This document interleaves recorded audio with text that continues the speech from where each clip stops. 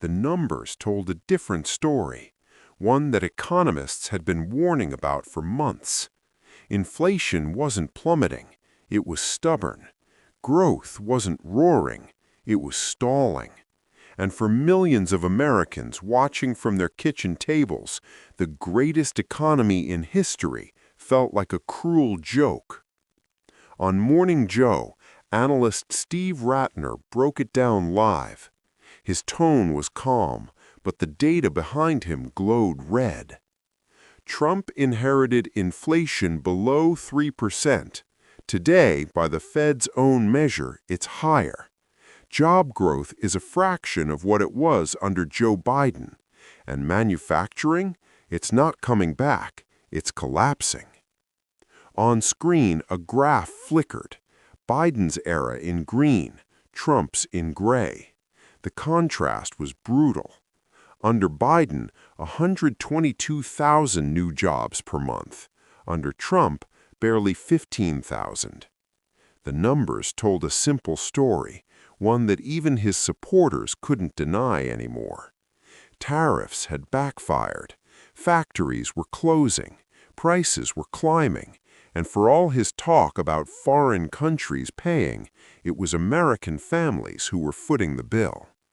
Still, Trump kept saying it, over and over, like if he said it loudly enough, the numbers would obey. Tariffs, he boasted, will replace the income tax. It was a line that drew cheers in rallies, but confusion in every economics department in America. Because tariffs don't replace taxes, they are taxes, paid not by China or Mexico, but by the same voters now drowning in grocery bills.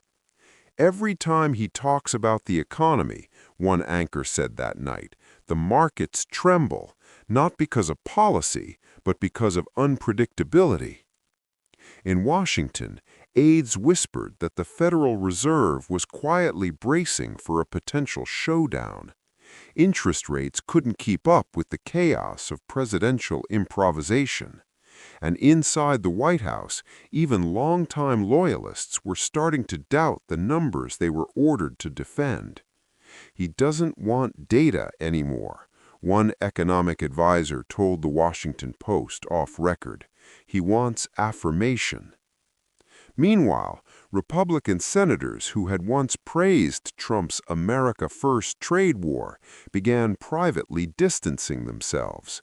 Behind closed doors, staffers called the new tariff expansion a political suicide pact. Yet Trump pushed on.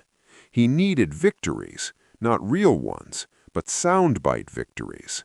He needed the illusion of control.